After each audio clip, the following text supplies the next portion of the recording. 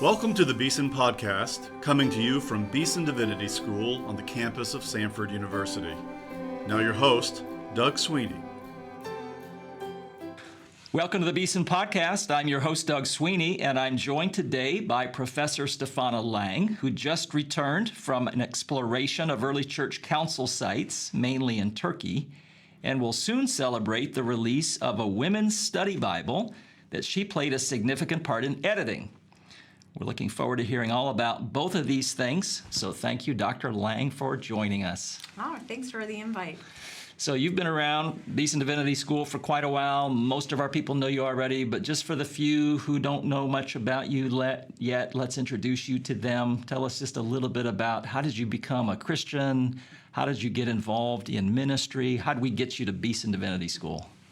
Yeah, well, I'll try in 60 seconds or less.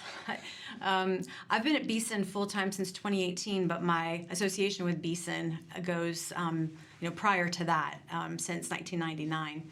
I came to be a believer, having grown up in a Christian family, a Christian household, a ministry household. My parents were Romanian immigrants who came to Cleveland, Ohio, and my dad really wanted to have to get a theological education, which he was unable to do in communist Romania at the time, in the 60s, late 60s.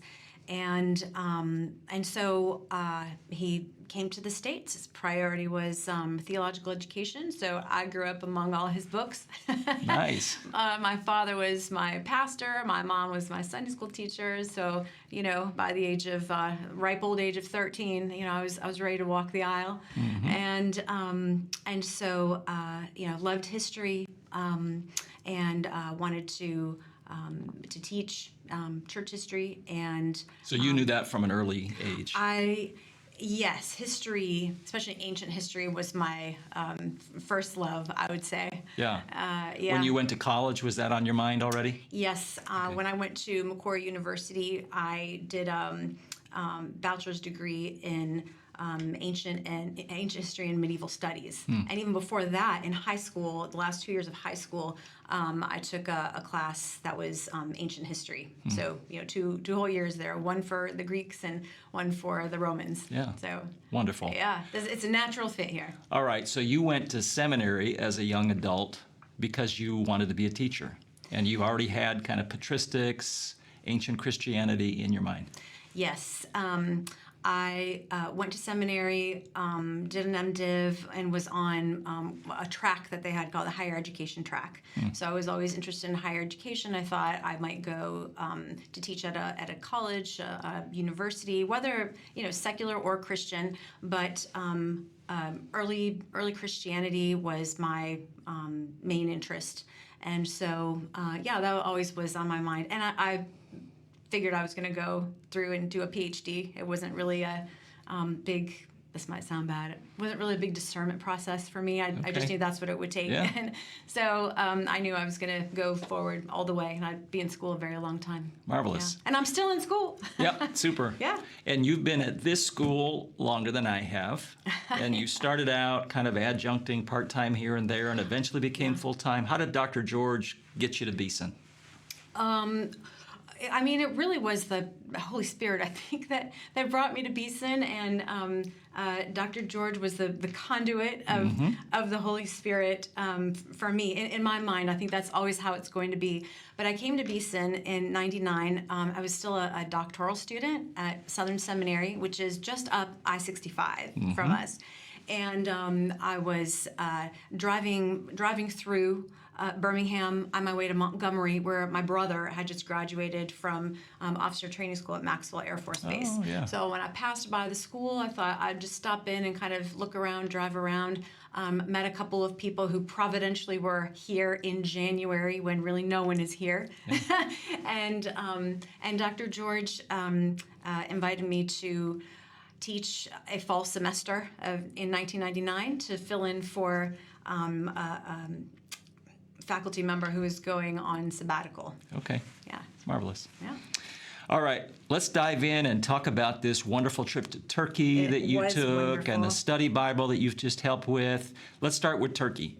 So how did this trip emerge? What did you do when you went to Turkey? Well, let me just say this was a refreshing, edifying, and informative trip all together. And I owe a really big thank you to Samford and to Beeson for funding this trip. It was so worth it, so worth it for me. I hope for my students that I will teach this fall and in coming semesters. I traveled with a company called Tutku Tours, and they specialize in educational travel. I had taken a trip with them before, a couple of years ago, with our whole family. My husband and I and the kids, we all went on kind of this 2-week trip, 1 week in Turkey, seeing the sites of the 7 churches of the Revelation. And then the second week was basically the travels of Paul from Turkey, his church planting travels, and through Greece. Wow. So we flew to Thessaloniki and then went Philippi and Kavala and Neapolis and Thessalonica and all the way down to Athens. And so I neglected to tell the kids that it was more a study trip than a vacation. Good. Way to sneak it in on them. I know. I know. They still got a few Instagram photos. It's fine. It's fine. But anyway, so Tutku is the company that organized the tour under the leadership of Dr. Mark Wilson, who heads up something called the Asia Minor Research Center, and they're based in Antalya, Turkey. So he lives there. He's based there. So the main goal of this tour / conference was to celebrate the Nicaea 1700 anniversary. So our main goal was Nicaea, and today is called Iznik. And the timing of this trip also was significant because the company and the research center wanted to organize the trip so that we actually arrive in Nicaea at the time that the emperor would have arrived, and the bishops were gathering, and to be there across the days that we know the emperor was there. They were discussing the creed, the wording of the creed, the phrases of the creed, and the date that they released the creed, which was June 19th. So we were there, across the span of those days, and it was kind of surreal, I have to say.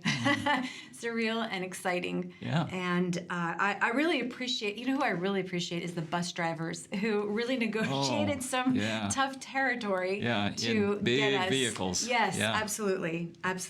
So that was our main goal, was to celebrate this anniversary in Iznik. And it was a conference that was kind of organized loosely across the days of the trip. So several presentations on one day, several another day. Mine was the day before we left that part of Turkey and flew into Cappadocia. Okay. So mine was kind of on a pivot day. So so there were like 9 other scholars speaking. Several others unofficially accompanied us, but they also shared their knowledge and expertise along the way. And I was happy to have one of my friends, Glenn Thompson, who is Lutheran. Yeah. He's a fellow patristic scholar with me on the steering committee for the Patristics Medieval Group at ETS. So he also has researched the journeys of Paul and also Roman roads. So he showed us a lot of Roman roads in some of the places where we went. So even though this trip was specifically for Nicaea, to go to Nicaea and to talk about the council, we actually visited all the sites of the first 7 ecumenical church councils, except for Ephesus. Yeah, how so we rich. visited all of them. Yeah, it was, absolutely. Yeah, so you've been studying ancient Christianity for a long time. Yes. But nonetheless, a trip to Turkey's got to kind of enrich your understanding of ancient Christianity, enrich the way you're going to be teaching about ancient Christianity. Right. This is a huge question. There's not an easy way to address it in summative form. But if you could give us just 1 or 2 ways in which this trip really kind of opened your eyes and educated you and helped you as somebody who was already a specialist to understand things better and to teach maybe in a more vivid or excited way about ancient Christianity, what would you say? I mean, one particular phrase that has stood out to me over the last few years, the phrase that I heard a journalist say on the radio, a journalist who travels a lot to report, and he said, if you don't go, you don't know. Or you don't know if you don't go. I mean, it's true both ways. And here at Beeson, one of our big strengths is to focus on primary source documents. Yeah. But I think that when you go to the locations of the places where events happened, it brings alive the documents in very, very special ways. And so I hope that with all the photos that I've taken, I hope that it helps people to just kind of get in their mind, what it must have been like. Yeah. A couple years ago when we went to Smyrna and saw the Agora in Smyrna, the public place, and then a little bit up the hill, there was just a little indicator of the possible place where Polycarp might have been martyred. What it must have been like to stand in that huge place. Yeah. Or at Nicaea, it's right on a Lake Isnik. And there's actually a basilica that's sunk down under the water. Might that have been the basilica where they started meeting or not? Some scholars say yes, some think no. But when you might take for granted, well, there's a basilica there, it seems logical. But when you go and you physically see the size of it, you have to ask yourself, well, the documents say 318 fathers, right? Those are bishops, not including their retinue and everything. Does this structure hold 318 plus? So you start thinking, you start assessing in kind of a different way than you'd evaluate or maybe just sort of take for at face value what you read in a text. Yeah, I agree with you wholeheartedly. Yeah. So as Turkey, would you recommend it for people who can afford to go? Absolutely. So if I could just kind of say what are some highlights for me on this trip. First of all, the Hagia Sophia and its beautiful mosaics. And I would also say it's worth going multiple times to a place. And some of these places are expensive to go to, and I know that. I think where there's a will, there's a way, and with prayer, with God, all things are possible. Significantly, 2 years ago when I went to the Hagia Sophia, we only saw the downstairs, and I knew that upstairs there were very famous mosaics, and we weren't allowed to go. This trip, we were allowed only upstairs and not downstairs, and so I saw all the things that I missed the first time around. So I was very, very grateful for that. We visited the Church of the Holy Peace, which is the possible location of the Council of Constantinople of 381. We visited the Orthodox Ecumenical Patriarchate, which is the Vatican of the Orthodox Church. Yeah. I hope I'm right in making that kind of parallel. Was the Patriarch in town? Yes. Yeah. Not only was he in town, but our group had an audience with him. Oh, how about that had been arranged by Mark Wilson, which was just amazing. Just amazing. And Patriarch Bartholomew let us know that later on in November, at the end of November, November 30 is the feast day of St. Andrew, who's kind of hailed as the establisher of the Orthodox Church there in Istanbul and Constantinople. So he and Pope Leo will meet together at that time, and they'll go visit Nicaea together. Nice. We just got a little insight into world events, upcoming world events. Of course, our travel to Nicaea, the organizers wanted the buses to pursue the route that the emperor would have taken, so it was off the main road. Do we So know the that was whole significant. route? We can pretty much guess, but you've got to have some scholars like Glenn and like Mark who study Roman roads to say, hey, there's not a road there right now, but look at the remains. There must have been a road this way, and putting that together with documents that we have, bits and pieces, you can kind of figure it out. Great. Yeah. So we visited Nicomedia, where Constantine had a palace.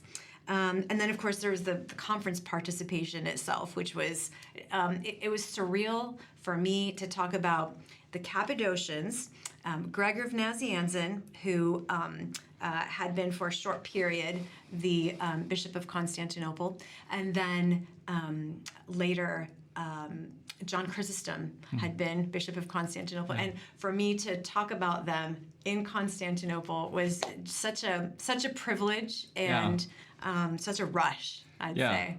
Yeah. And for listeners who might not know, Constantinople is today It's today Istanbul. Yeah. Yes, that's right. That's right. So, for this conference, I kind of summarized what happened between Nicaea and Constantinople 381, where, as the Beeson magazine has kind of highlighted, Yes, with help from the you. Nicene Creed, as we say it today, was kind of finalized and set forth at Constantinople 381. Yeah. Yeah. So that was wonderful. And then we went to Cappadocia from there and visited a lot of rock churches, rock cities. I got a Starbucks mug from Cappadocia, which they call Cappadocia, and even on that they've got this huge rock with a lot of little windows in it, just to symbolize Cappadocia and what the geography of the land is like. Oh, nice. It was. You can take your coffee to class in that mug. Yeah, I don't know. I don't know. I think it might need to be preserved at home. Oh, Great. in the shrine. I know. The Shrine of Travel mugs. Yeah. Well, wonderful. Yeah. I'm really glad you got to go. You went as a patristic scholar at a conference about ancient Christianity in Nicaea. But of course, Turkey was also the site of many places that we read about in the Bible. Oh, absolutely. Most famously in the book of Acts, but elsewhere also. Yeah. And that's a nice segue into asking you about this new Women's Study Bible that you've played a huge role in helping to produce. Tell us just a little bit about it. I don't know if I said this at the top of the show, so let me say it now. The release date is November 1. So very soon, we all can go and get this Women's Study Bible. That's right. And I think you provided for us here, this is just a sort of pre-publication sample with one book of the Bible in it. Yes, with it's the book comments. of Esther. Right, just so you can see the kind of the features of the Bible. It's a full color illustration Bible. These are kind of interesting. They're earrings for men. Oh, really? Yes. Okay. There are pictures on a kind of a glazed frieze on one of the palaces there in Susa, I believe, where there are warriors kind of stepping forward, and you can see that they're wearing earrings like this. Yeah, nice. So, and again, I was talking about pictures and material culture in general, contextualizing what we see in the documents, and it's like that for the Bible as well. So I think that showing pictures of the palace at Susa, what soldiers might have been wearing, maybe what eunuchs were wearing, just to kind of bring alive the world of Esther. This Jewish girl, Hadassah, she was entering into a pagan world, a pagan context, very intimately so. She would be housed in the harem. What might her life have been like? Who would have been coming in and out of her space? What would her future been? Who else was in there with her? What other women were in there? What was their life like? And so we feel like we wanted to kind of build out some of this context into a study Bible like this, so that women can allow the Word of God to kind of come up like a pop-up book, almost like a pop-up book, and to kind of step in sort of an immersion, have an immersion experience into the text. All right, well, let's just sort of get introductory with people. How did this study Bible come to be? And those of you who are involved in making it, what did you feel like your sense of mission and purpose was in this project? Well, it was a long process. It must have been. It's a huge project. It was. Yes. Well, some of our vision was some things that I've already mentioned to bring alive the text. It was also to present something that is, I know, very popular right now, a POV, the point of view, a feminine point of view.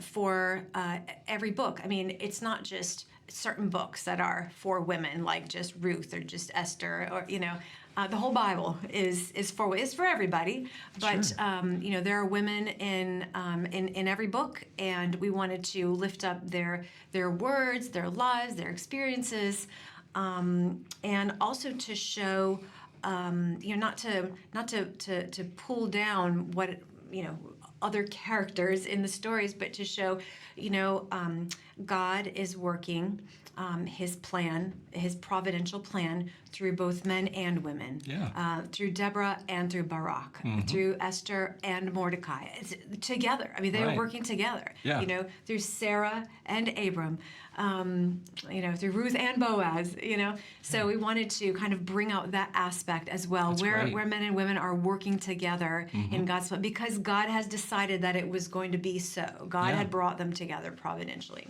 And so we wanted to bring out that aspect as well. Who was the publisher of this? The publisher is B&H Bibles and Reference. Okay. So a lot of listeners might know them as Lifeway, part of Lifeway resources. And I'd been involved in the publication of the predecessor of this Bible about a decade ago now. But I had been a section editor. I had been responsible for editing the major prophets. So I had a smaller role then, and this role I wasn't quite prepared for when I said yes. I wasn't completely sure what I was stepping into. Well, but you did it. And tell everybody, so what was the role that you played in this one? For this Bible, I'm the general editor. I had a lot of help from a dear friend, a brilliant friend named Hannah Anderson. Oh, yeah. Who I know that we just interviewed her on the podcast. That's right. Yeah. And she'll be speaking in chapel this semester. Yes. But Hannah and I worked as I think a really great team, because I brought in the academic aspect of the editorial task, and Hannah has been in women's ministry, also a writer in her own right, writing for women and just on the spiritual life and things like that. And she really understood how the Bible has been preached and taught and used in discipleship in women's ministry. Yeah. And she's a specialist in that. That's something that I really didn't know all that much about. Yeah. So how did you think about putting this together? I've got a couple things in my mind at the same time, and maybe we just unpack these things slowly. Okay. But I know you've got a lot of helpful commentary that explains what we're reading about in the Bible. Yeah. It looks like there's some pictures and some sidebars and things like that kind of bring the Bible to life. How did you make decisions about what to emphasize? For example, one thing in my head is when I looked at these earrings, I thought it's a women's study Bible. Maybe these were earrings that women wore. And you said, no, these were for men. So men are going to read this too, I'm sure. I hope so. I bet as you were thinking about it and praying about it, you had women mainly in your mind. Right. But what does that mean for if you're in charge of deciding how to edit this thing?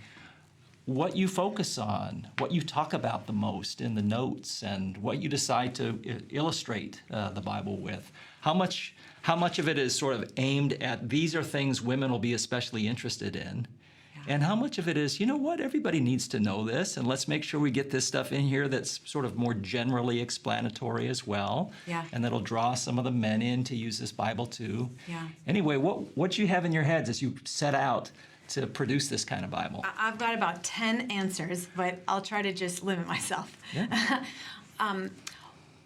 Okay, one thing that was driving my selection of things was, what am I interested in? Nice. What am I interested in? Here at Beeson, I teach spiritual formation and patristics. I don't teach Old Testament or New Testament. I have been teaching the Bible, though, to in adult Sunday school context for more than a decade. I think I've probably taught through the whole Bible, and that doesn't make me an expert. It leaves me with a lot of questions, though, and so when I look at I try to look sort of with fresh eyes, and to think about women's POV, and to say what emerges here that either I'm curious about, that I haven't maybe focused on before, dealing with women in the text or women's situation in the text. What texts have been maybe misunderstood? What texts maybe have been overlooked? What have been taught poorly without nuance, without sensitivity. And, what are those texts that deserve attention? For example, I'll say two things about, for example, Genesis. In Genesis, a lot of focus is spent on the patriarchs and the covenant, and it should be so. But just as we look at like the life cycles of Abram, the whole life of Abram, or the whole life of Isaac, the whole life of Jacob, you can identify in the text, because the text will tell you in small notations, the life cycle of Sarah. Sarah is introduced to us same time as Abram is, who is Abram still at the time with Sarai. Sarah's death is also told to us. And so there are about 10 chapters there where we can say, what must these events have been like for Sarah, right? And I think that there's enough information. I mean, we don't want to push an extra biblical agenda or anything like that. We're looking for, what does the text tell us that maybe has been overlooked, or just not observed. Let's just say it that way. Yeah. So there's no covenant progeny or heirs, son of the promise without Sarah. Right. There's no ongoing line of the covenant without Rebecca and Rachel and Leah and Bilhah and Zilpah. And this is another aspect that we wanted to consider. Like, what about these other female figures who are not really talked about that much, or who are, let's say, foreign, or it feels like they're maybe outside the covenant, like they're pagan. Yeah. What about Tamar?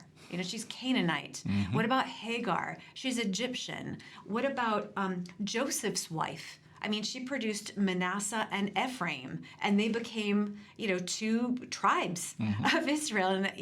And, Ephraim was the biggest. It was on both sides of the Jordan, Well, those came from this Egyptian woman that Joseph married in a kind of an exile in Egypt, away from the promised land. God is working. God is working. So, the things that I was curious about, texts that are misunderstood, taught poorly, or texts that really have not been treated sufficiently, I think. So I'll say just one more. Moses. Moses has, of course, a huge role between Exodus and Deuteronomy.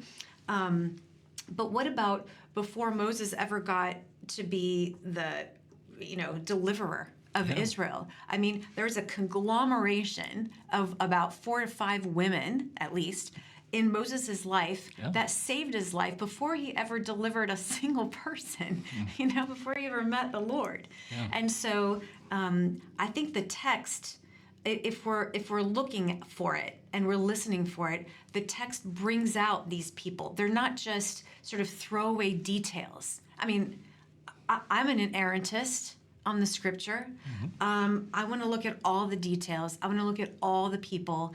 And the text tells us not just about the midwives, but their names and how God blessed them. Yes. And Moses' sister, who helped to lead the people, is important. Moses' mother and Pharaoh's daughter.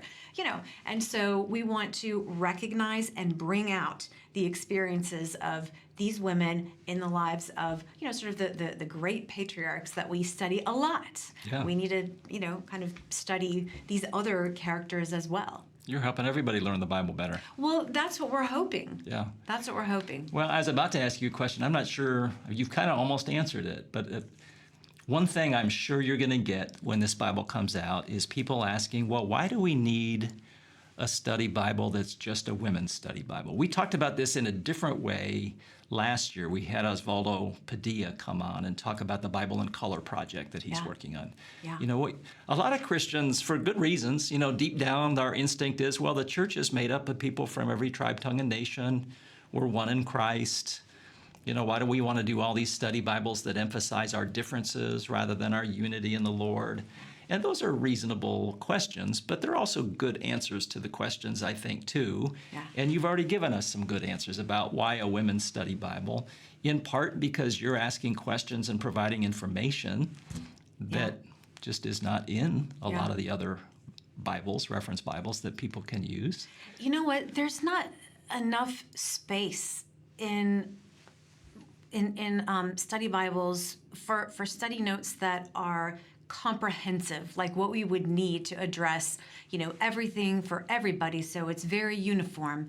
That's why I think these specialty Bibles are important, because of course, you're going to have the text always. That's primary, and then you're going to have a special focus, a special emphasis on whatever it is that it's about, whether women, or there's a men's study Bible, or just other kinds.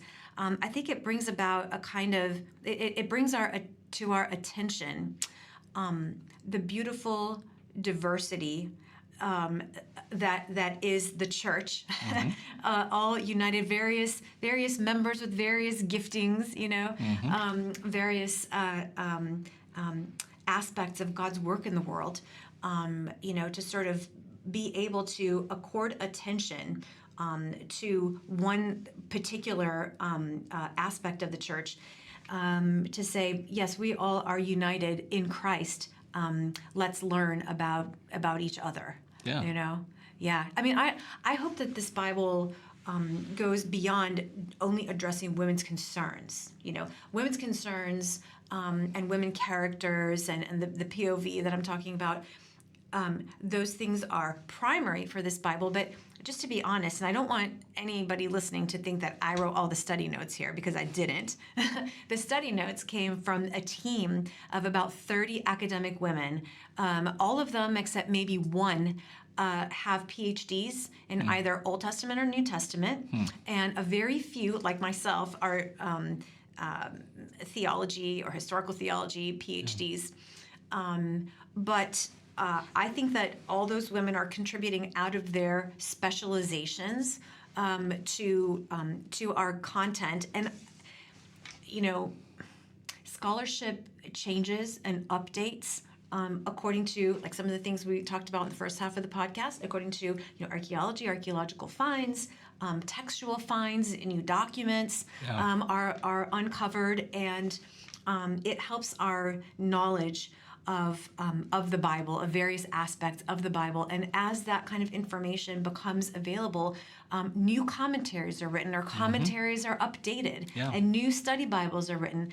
And the study part of study Bible is so important and so difficult too, because in the study Bibles, I think a lot of people don't realize, and I didn't realize till I got involved here, they don't realize that the study notes of a study Bible are not just observations or rephrasing or anything like that. It's actually a mini commentary. And so really what we wanted to have were specialists in Old and New Testament with languages and everything, who can choose the specialized material and give you that. You don't need to reread a paraphrase of the text because you've just read it. What you need is information to help you get further insight into the text. Yeah. Thinking again about the point of view, feminine point of view, I know a lot of pastors these days who are just regular people. They're not politicized people or anything like that, but they're thinking harder than they ever thought before about the fact that, when I preach and teach in my church, usually at least more than half of the people sitting there are women. That's right. And if I'm going to get better at teaching the Bible to everybody in my congregation, I probably ought to ask some questions and pay attention to concerns that the women in the pews before me on Sunday morning have in their minds. And a study Bible like this would be great at sort of sparking some new thinking on the part of preachers and teachers. I hope so. There is a particular feature in here that a lot of sweat and tears has gone into, and it's called the Closer Look. And there are lots of Closer Look boxes all the way through. Hannah added up the words that we have generated for these closer looks is over 70,000 words. Wow. Just for the closer look. Yeah. And the closer look boxes try to kind of do a deep dive into a particular section of the scripture. So for Esther, we have a closer look here called Women in the Royal Court. It's basically the question of what happened in the harem. Okay. What was Esther's life like in the harem? Yeah. We have closer look boxes on sibling rivalry in I think Genesis 30. So you've got a lot of sibling rivalry happening in those first 30 chapters. It's like Cain and Abel and Rebecca and Leah and Jacob and Esau and Isaac and Ishmael. And that is just an issue in our families. In our family life. And so that was kind of a fun closer look. There are some other closer looks that are maybe not as fun on more sensitive issues like sexual assaults or like prostitution in the Bible. Yeah. Issues like that. And so we did want to address those. You can't get away from those. You can't get away from David's abuse of power as he, has Bathsheba brought to him, even though he knows who she's related to and her situation and everything. You can't get away from that. You can't not, say more about the rape of Tamar by Amnon because it's just a part of the downward spiral of David's reign because of his own sin. Yeah. You can't not address terrible, horrible things that happen to women in the book of Judges. It starts well, and then for women, throughout the stories of the book of Judges, it just gets worse and worse and worse until it's very, very dark in the end with the death of the Levite's concubine, and then the abduction of women by the men of the tribe of Benjamin because their tribe has almost been decimated. Yeah. So I don't want to depress us too much by going further, but we did want to address those things. And I think for pastors it's maybe very difficult to kind of know as a man how to address a difficult topic in the experience of women. And I dearly hope that these kinds of closer looks at this kind of feature is going to be actually a help to pastors in addressing these issues in their church, biblically. Yeah. Thank you. Thank you for doing it. All right. So I'm assuming we can go online and pre-order this thing now, right? Oh, yes, absolutely. How do we do it if we want to do it? Is it on Amazon? It is on Amazon, but there's also a dedicated website. Okay. And I think B&H made this? Yes. Okay. Yes. And you can order it that way? Absolutely. Wonderful. Dr. Laing, thank you very much for being with us. Thanks for all this wonderful work you've been doing based on your trip to Turkey, the Women's Study Bible. We thank you for your faithfulness in teaching lots of people here at Beeson Divinity School. Let me just conclude by asking our listeners, or asking you how our listeners might be praying for you in the days ahead. Oh, yes, I'm ready. Please pray for resilience this semester. It's going to be a heavy semester, but an enjoyable one. So for resilience and joy in study and teaching and learning. I'm still learning. I learn all the time. And yes, I would love to be lifted up for those things. Listeners, thanks for being with us. This has been Professor Stefana Dan Laing. She teaches ancient Christianity and spiritual formation here at Beeson Divinity School. She's the general editor of the Women's Study Bible that's coming out any day now from B&H. She had a wonderful trip to Turkey that I'm sure is going to improve even more her fantastic teaching here in the building. So please pray for her. This is a heavy term for her. Please pray that the Lord will guide and help her and sustain her through it all and give her deep and abiding joy. We're praying for you. We love you. Thanks for being with us. We say goodbye for now. You've been listening to the Beeson Podcast, coming to you from the campus of Samford University. Our theme music is by Advent Birmingham. Our announcer is Mark Janolette. Our engineer is Rob Willis. Our producer is Neil Embry. And our show host is Doug Sweeney. For more episodes and to subscribe, visit beesondivinity.com/podcast. You can also find the Beeson Podcast on iTunes, YouTube, and Spotify.